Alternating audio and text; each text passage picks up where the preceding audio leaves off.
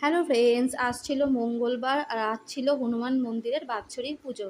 তাই আমার মেয়ে, আমি, আমার বর আর আমাদের বাড়ির সবাই আমরা রেডি হয়ে নিয়েছিলাম সেই মন্দিরে যাব বলে। তো চলো, আমরা হেঁটে হেঁটেই কিন্তু সেই মন্দিরে পৌঁছে গেছিলাম।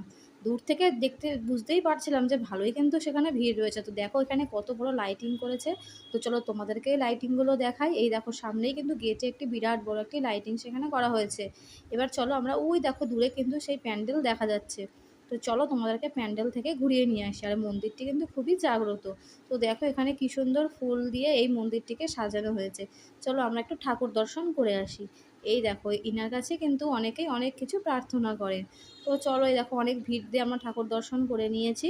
তো চলো, এখন কিন্তু চলে গিয়েছিলাম একটু প্রসাদ নিতে।